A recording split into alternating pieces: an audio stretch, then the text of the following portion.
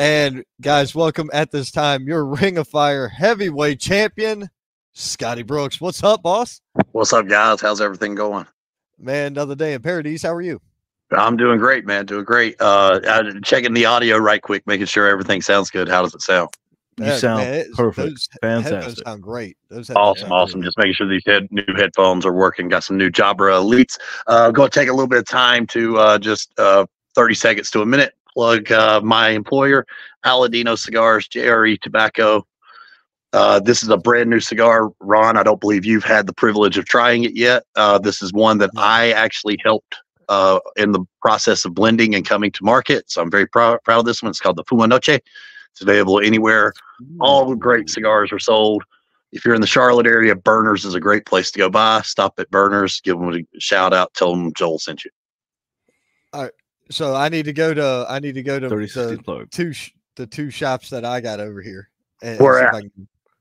Spartanburg. I got to go to Sir Tom's and Bowling Springs. Go in there and tell them you want this cigar. They've got it. They haven't got it yet. I was just down there Monday of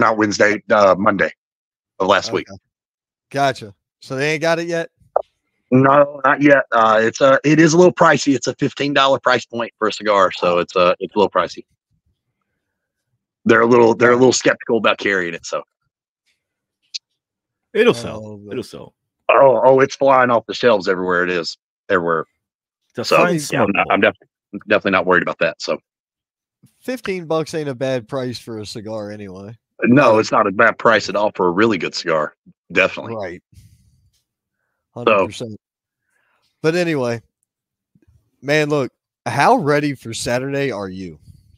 Listen, I cut a promo here recently and I said, for the first time ever in 500 and some days, which I just found out also through another friend of mine that I'm the longest reigning champion currently in the Carolinas. I am the underdog for the very first time that I've went in. And one of the things that I also said was, am I nervous? Am I scared to be in the ring with Frankie Kazarian? You're damn right, but I still want to fight and wrestle Frankie Kazarian. Right.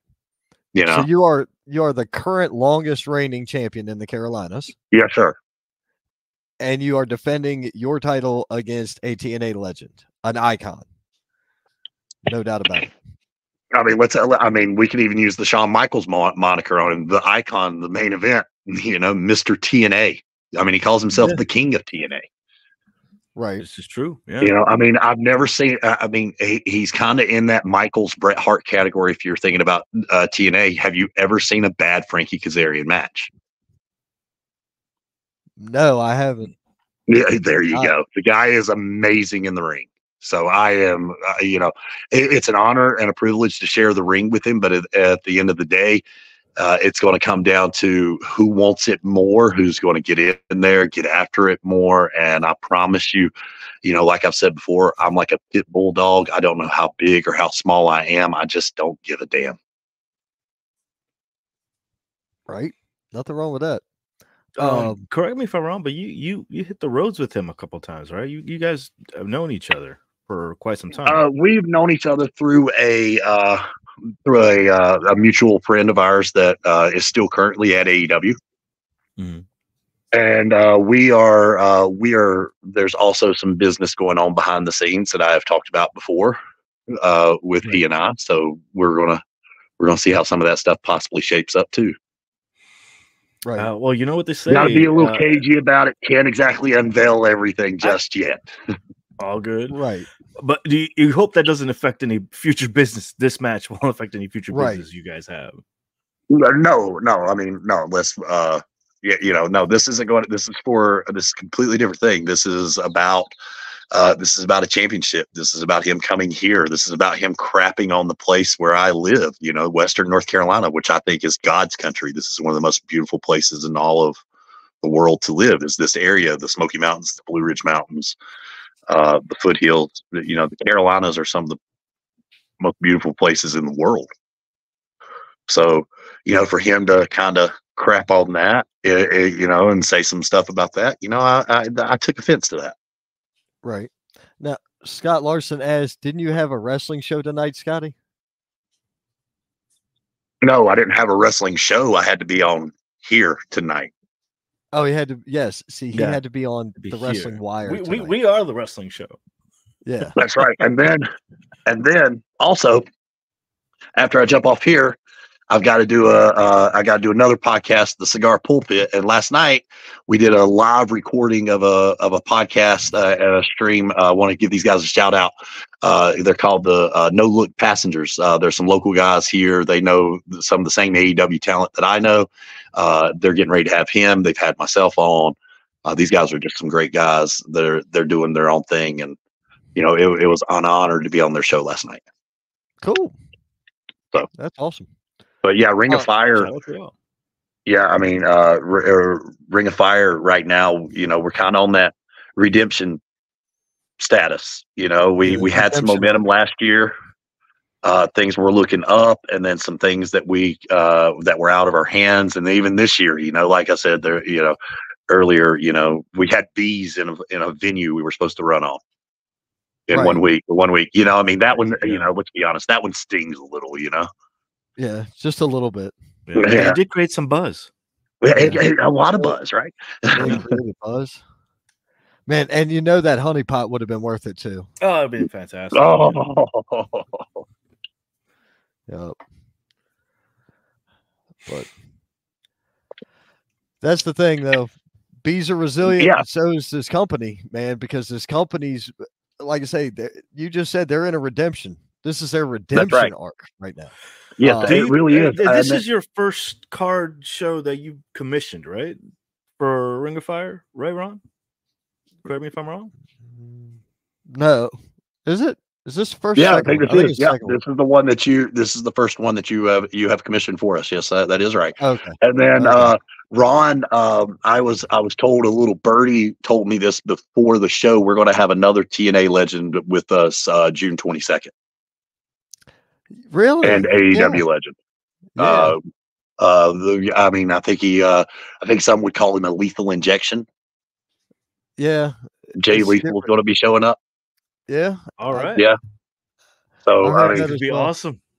Yeah, I mean, it's pretty cool to be able to get some of these guys, and I don't know what's going to happen with Jay Lethal. I don't know if he's going to come in looking for me. I mean, we could have. Let's be honest. Let's be honest. I'm not trying to sell myself short, but we all know the competitor that Kazarian is. We could have Kazarian versus Lethal for the ROFW title. That's a possibility. That's a very big possibility. I mean, that's a match that a lot of people would pay to see. Oh, most definitely. I mean, that 100%. I mean, I would pay to see that. So, my question to you, because Ron already asked, and you said that you were honest about your feelings. What have you been doing to prepare yourself, like mentally, for this matchup? Because you said you got a lot riding on it. I do. There was I've been up in my game. I've actually cut probably 15 pounds. I'm down from about 255 to about 240 for this match. Maybe 10, 245, 240. I have also, I've been listening to a lot of motivational speaking. I heard one of the greatest quotes I've heard in a long time. I was listening to Mike Tyson talk. And whenever he was talking about being scared in the ring, he was talking about, training. He's scared of somebody that he's getting ready to face. And then he said, as he went through the curtain, the fear eroded. And by the time he got to the ring, he was a god. And then whenever he stood across the ring from someone, and he never left the eye contact, he kept eye contact on them the whole time. And then while they looked away, maybe for a 1/10 of a second, they looked down at the mat. He knows that he's got them. Well, I'm going to go ahead and tell you. I mean, he's a big bad dog. Don't get me wrong. Frankie Kazarian is that dude, but I'm not intimidated.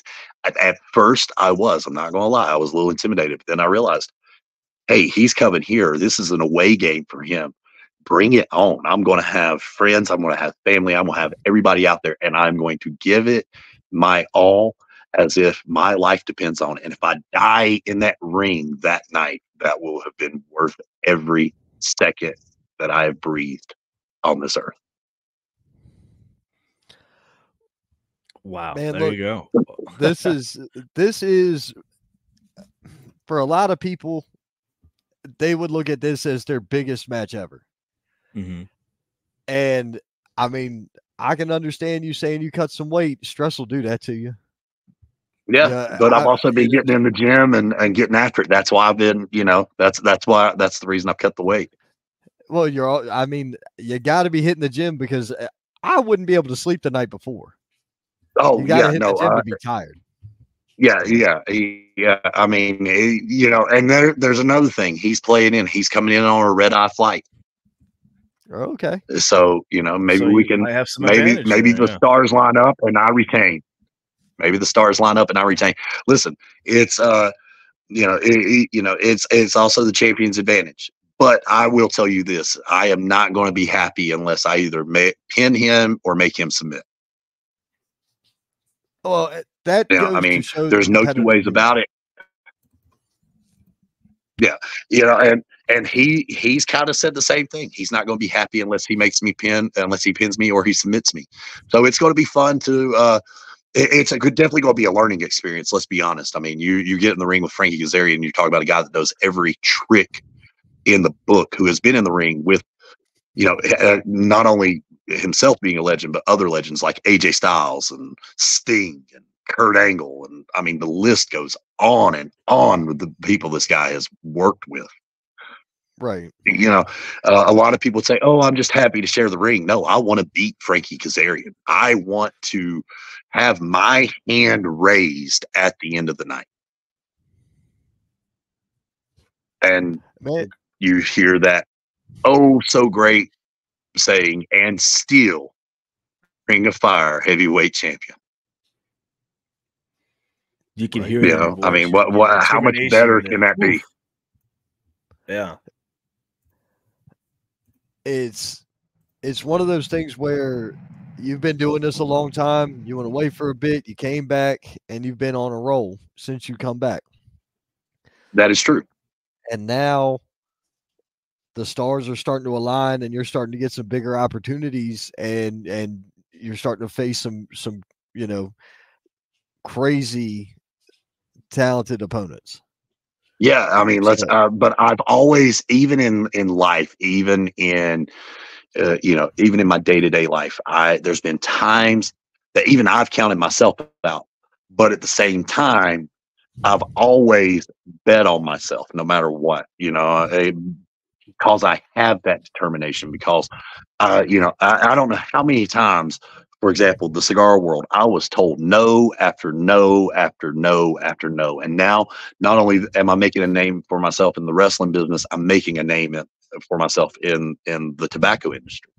And, listen, anybody that's listening out here right now, if it's a small child that's got a dream of being a professional wrestler, or just being a doctor or a lawyer or whatever, or if it's another wrestler in the locker room thinking about making a career change or wanting to chase after that brass ring, that's the WWE or one of the big three promotions, no matter what it is, just because somebody says no to you does not mean it's the end of the line. Failure gives you two options. You can either quit, or you can take a step back and you can decide, do I want to do this? And if you decide you want to do it, figure out where you screwed up. I was on a show recently, and there was another legend. I'm not going to call the name. I'm not going to say I'll tell you the promotion. You'll know who I'm talking about. There's an ECW legend that's booking now at HWA. Yeah, let's go ahead and say it. And he was trying to tell these young guys in the back, hey, this is some stuff you guys need to do. Whenever I hear, well, but, and somebody's trying to help them, you're not trying to listen to the advice. All you're trying to do is sit here and justify why you are correct. And you have no idea what this guy's going to tell you. Listen to it. And if you think it's BS, okay, it might be BS. But then there might be just a nugget of wisdom that you can take out of it. And then you can use that to become a better wrestler or a better person or a better whatever it is. Failure gives you that option. What do you take a step back, chase after it? Who cares? How Michael Jordan got cut from his high school team. Kobe rode the bench for the first 2 years with the Lakers and was the sixth man and didn't see the starting five for like 2 to 3 years. You can still be one of the greatest. Mm-hmm. That, that statement you made about the ECW legend talking to the guys in the back reminds me of another statement. People these days do not listen to understand. They listen to reply. This is a conversation point. Whereas the people that are listening to the show out there are listening to understand what we're saying. Because, they can reply back. But they're not replying. So absolutely. That's one of the issues that goes on in our current world, period. If people just reply instead of listening to understand, you're not going to get anything out of this. Yeah, I mean, listen, I can get in here and I can tell you this, this, and this, and I can just reply. I want to understand why people think the way they do, whether it be, it could be anything, philosophical, political. I like to understand the other side regardless. My feelings might not change, but I do like to understand why you believe the way you believe in certain things or why you feel the certain way about that. What's wrong with that in society? We've gotten to a point where we cancel somebody just because we don't agree with something. We don't need to do that. And, getting back to Kazarian, listen, I don't know how many times I was told, "Oh, I'll never do this. You'll never have a big match," or, you're good enough for the sub main, but you're not good enough for the main. Well, now I'm main eventing a lot of shows in a lot of places. And I'm the guy that people are paying to see. It just took a little longer. I just worked my ass off to get there. And I became a student of the game. I sit and I watch and I listen and I try to become better. And if somebody can give me a helpful piece of advice and just a small little pearl of wisdom, I have no problem listening to it. Right. It's how we become better as people. True. It is. You and I sat outside at the last Ring of Fire show that we were both at. And we had a conversation. I think we were out there 30, 45 minutes, whatever a cigar took us to smoke.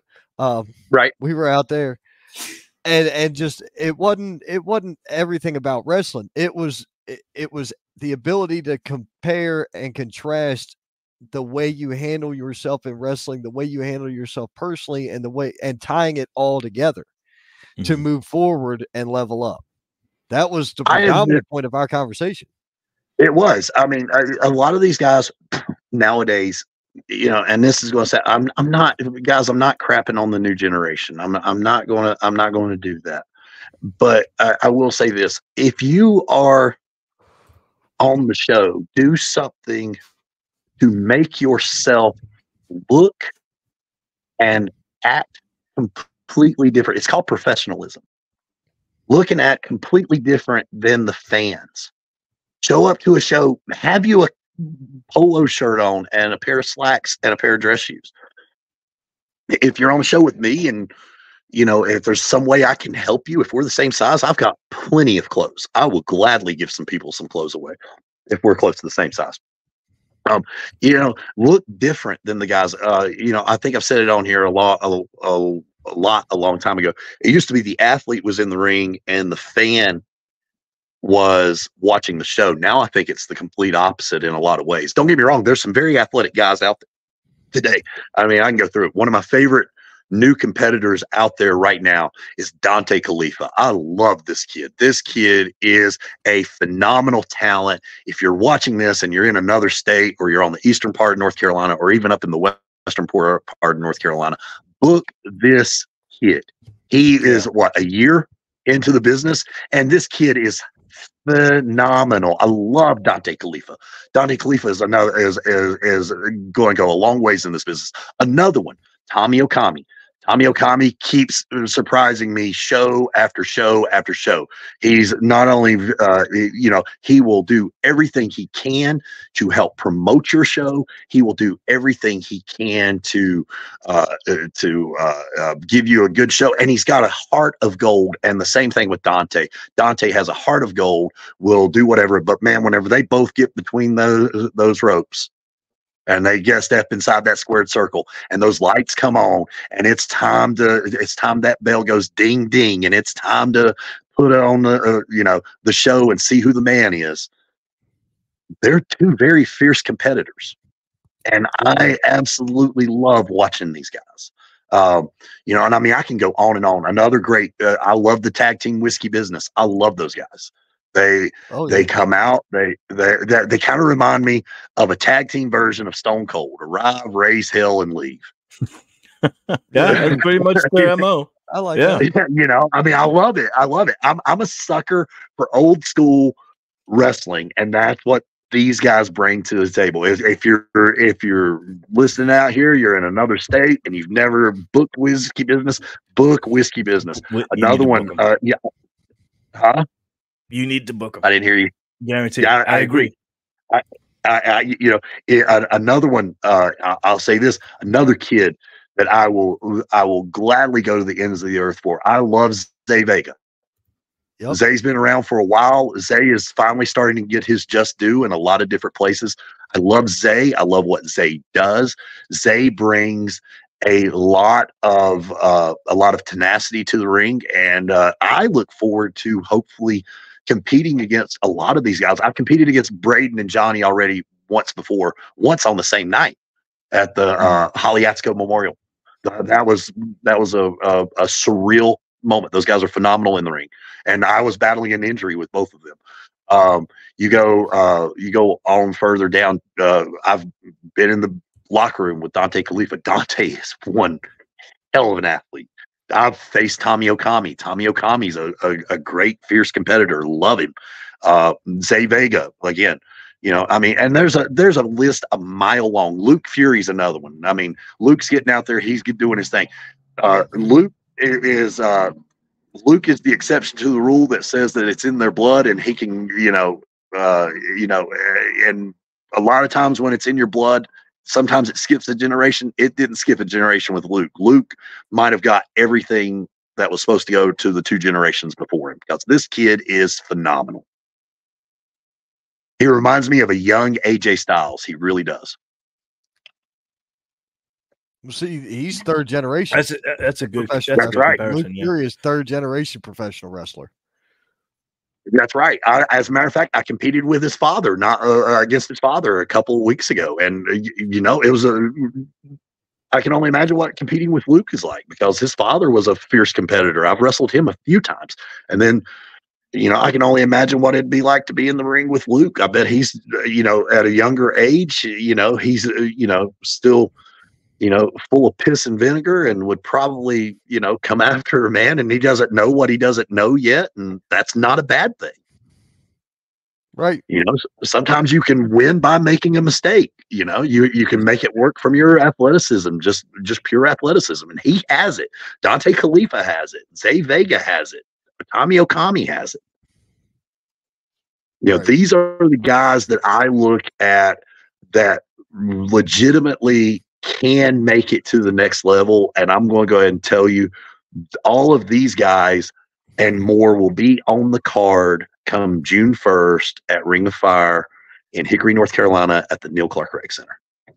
Right. Now, I only got 5 matches sent to me, because I didn't make the flyers. I didn't make the posters. I only got 5 matches sent to me. So let's talk about it a little bit. Let's see let's go over. Gunnar Rose is another one. I mean, the kid went away for a little while. If he can learn, we're gonna go down. We're Yep. gonna go down. We're gonna go down, give our predictions, but we do have somebody else in the green room. Yes. So we're getting ready to bring on, and you've got to get ready for another podcast. So that's right. Well, I'm going to stay and listen for a little bit. The 5 matches I've got is Love Machine and Bodie. JC. Oh, that's another one. I'm sorry. I got to give Bodie some flowers too, man. Bodie's the shit. I love Bodie. Bodie's a great guy. Yep. Bodie's a phenomenal competitor. Been in the ring with him a couple times. Sorry, Bodie. Didn't mean to slight you there, buddy. You're good. JC Owens and Gunnar Rose. Yep. Luke Fury, Morgan Dash. Going to be a phenomenal match. Yep. The Inferno title, which is Tommy Okami and Trey Chaos. Should be really good too.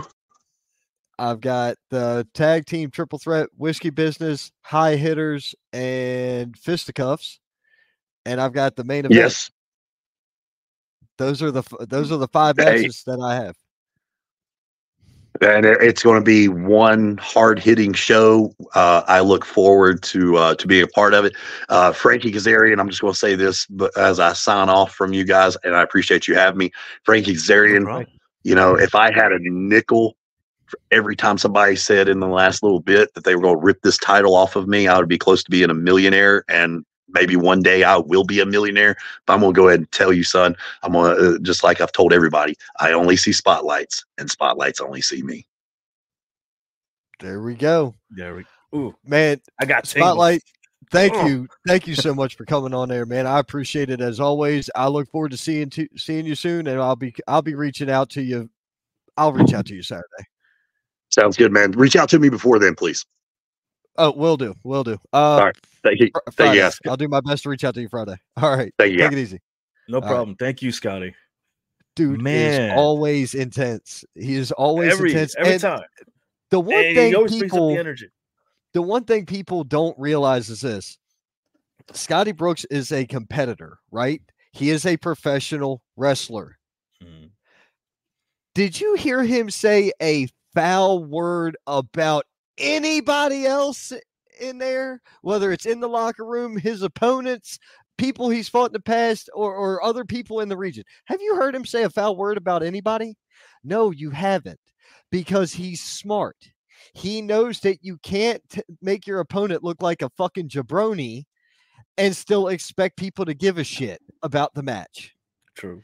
But it's also the fact you got to give it some. His opponent is a pretty high caliber. Well, his opponent's, TNA legend here. Okay. Yes, I get that. But my point is, the guy just told you, one man, one champion in a company, just told you that everybody on that show is going to be something and why. I don't hear champions always doing that. I hear champions putting themselves up head and shoulders above the rest. I just heard that champion tell me that everybody there is earning their keep, and everybody there is earning their spots, and everybody there is the reason you want to be there. That's what I heard out of Spotlight Scotty Brooks. And that's one of those things that is fucking lost in this business. There's so much negativity and there's so much hate in this game already. This is not a loyal business. But you got a man who just sat in here and told you what people are and how people are. That is professional wrestling. Personified. The professionalism in professional wrestling from one side. Well, I've had a wild hair up my ass the last 2 days anyway. I've had a chip on my shoulder since this morning. That right there, that was like woo-saw, okay? Rubbing the ears and shit. That was the whole thing. That was woo-saw right there. I needed that more than I needed to hear somebody tell me how bad they're going to hurt their opponent in the ring. That's what you need to hear in professional wrestling.